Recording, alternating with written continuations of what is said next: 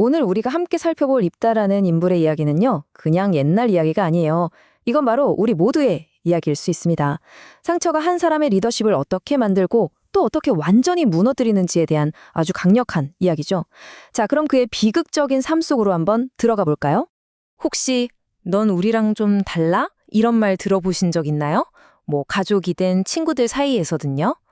오늘 우리가 들여다볼 입다라는 인물의 삶은 바로 이 뼛속 깊이 사무치는 거절감에서부터 시작됩니다. 입다라는 인물을 보면 처음부터 굉장히 모순적이에요.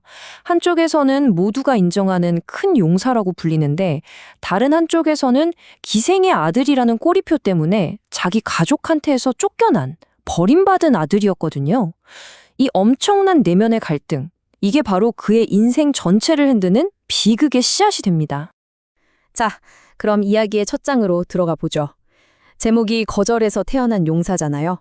어떻게 그가 겪었던 그 외로움과 내쫓김이 오히려 그를 다른 외톨이들의 리더로 만들었는지 그 시작을 한번 따라가 보겠습니다. 그러니까 입다는 아버지의 아들이긴 했지만 어머니가 기생이었어요.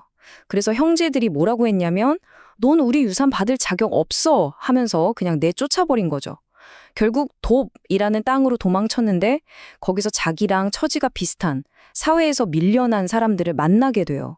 정말 아이러니하죠. 가족한테 버림받은 사람이 이제는 버림받은 사람들의 우두머리가 된 거니까요. 그런데 여기서 상황이 정말 드라마틱하게 바뀝니다. 갑자기 암몬 족속이 쳐들어와서 나라가 완전히 위기에 빠진 거예요. 다급해진 이스라엘 장로들이 누굴 찾아갔을까요? 네, 바로 자기들이 내쫓았던 그 입다를 찾아갑니다. 어제의 외톨이가 오늘의 유일한 희망이 된 정말 기막힌 순간이죠.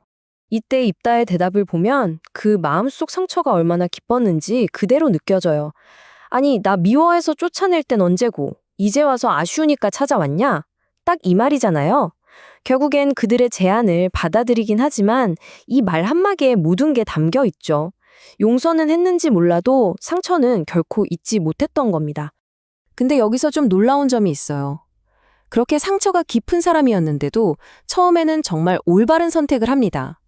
다짜고짜 전쟁터로 나간 게 아니라 먼저 미스바라는 곳에 가서 신 앞에 자기의 모든 상황을 다 털어놓고 도움을 구했다는 거예요. 이 사람에게도 이런 믿음의 모습이 있었구나 하고 알 수 있는 대목이죠. 자, 바로 여기가 이 이야기의 결정적인 전환점입니다. 입다는 이제 성공의 정점에 거의 다 왔어요. 그런데 바로 그 순간 그의 가장 깊은 곳에 숨어있던 약점, 그 지독한 불안감이 고개를 들기 시작합니다. 우리가 입다를 그냥 싸움만 잘하는 용사로 생각하기 쉬운데 절대 그렇지 않았어요. 이 사람 정말 대단한 인물이었습니다. 암몬 왕 앞에서 300년 역사를 그냥 술술 읊으면서 논리적으로 이스라엘의 입장을 설명하는 아주 뛰어난 외교관이자 역사학자였고요. 심지어 그 역사 속에서 신이 어떻게 일하셨는지를 꿰뚫어보는 신학자이기도 했어요. 그러니까 이렇게 똑똑하고 믿음도 있어 보이는 사람이 다음에 할 행동이 우리를 더 충격에 빠뜨리는 거죠. 여기서 중요한 포인트가 뭐냐면 성경을 보면 이미 하나님의 영이 입다에게 임했다고 나와요. 이건 뭐냐? 승리는 이미 따놓은 당상이었다는 거죠. 그런데도 그는 그게 불안했던 거예요. 그 보장만으로는 부족했던 거죠. 그래서 결국 어리석은 서원을 하게 되는데 이건 믿음의 행동이 아니었어요. 어떻게든 이 승리를 내 손으로 확실하게 만들고 싶다는 그 뿌리 깊은 불안감의 발로였던 겁니다. 그리고 그 불안감의 끝에서 그가 내뱉은 말이 바로 이겁니다. 자신의 운명을 완전히 바꿔버린 너무나 끔찍하고 성급한 약속이었죠. 전쟁에서 이기고 돌아올 때 제 집 문에서 저를 가장 먼저 맞이하는 그 대상을 번제물로 바치겠습니다. 정말 상상도 할 수 없는 서원이죠. 자, 이제 그 한 번의 말실수, 그 불안한 서원이 어떤 끔찍한 결과를 가져왔는지 보게 될 겁니다. 군사적으로는 대성공을 거뒀지만 그 대가로 개인적으로 그리고 나라 전체가 어떻게 무너져 내리는지 말이죠. 결과는 어땠을까요? 네, 입다는 전쟁에서 정말 압도적인 승리를 거둡니다. 그는 약속대로 이스라엘을 위기에서 구해낸 영웅이 됐어요. 하지만 그 찬란한 승리의 순간 그가 집으로 돌아왔을 때 문을 열고 가장 먼저 그를 반겨준 사람은 다름 아닌 그의 하나뿐인 외동딸이었습니다. 최고의 승리가 최악의 비극이 되는 순간이었죠. 그런데 비극은 여기서 끝나지가 않아요. 이번엔 외부의 적이 아니라 내부에서 문제가 터집니다. 같은 민족인 에프라임 지파가 와서 시비를 거는 거예요. 아니, 이렇게 큰 전쟁을 하는데 왜 우리를 안 불렀냐? 사소한 자존심 싸움이었죠. 근데 여기서 입다의 그 통제되지 않던 분노가 결국 폭발해버리고 맙니다.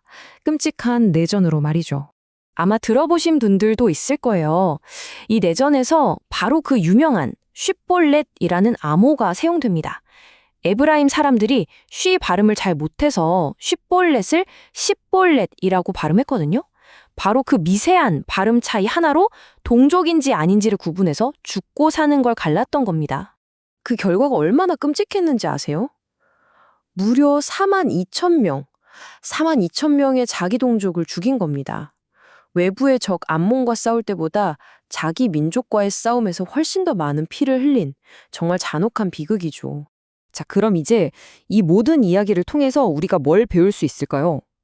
입다라는 이 상처 입은 영웅의 칠패는 우리에게 어떤 다른 종류의 리더가 필요한지를 보여주고 있습니다. 그게 과연 뭘까요? 입다의 실패를 요약하면 딱 세 가지로 볼 수 있어요.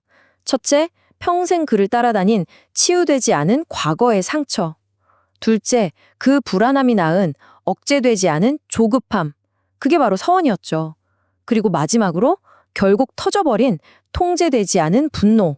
이 세 가지가 맞물리면서 그 위대했던 용사를 완전히 나락으로 떨어뜨린 겁니다. 바로 여기가 이 이야기의 핵심 결론입니다. 보세요. 입다는 결국 자기의 불안 때문에 자기 승리를 위해 자기 딸을 희생시켰어요. 하지만 성경이 진짜 보여주고 싶은 리더는 정반대의 모습이죠. 백성을 희생시키는 지도자가 아니라 백성을 위해서 자기 자신을 기꺼이 희생하는 그런 참된 왕 말입니다. 이 차이가 보이시나요? 결국 입다의 이야기는 우리 각자에게 돌아오는 질문 같아요. 우리 모두에겐 크고 작은 상처가 있잖아요. 입다처럼 그 상처가 우리를 집어삼키게 내버려둘 수도 있겠죠. 하지만 반대로 바로 그 상처 때문에 더 깊어지고 더 성숙한 사람으로 나아갈 수도 있습니다. 자, 여러분에게 묻고 싶네요. 당신의 상처는 당신을 어디로 이끌고 있나요?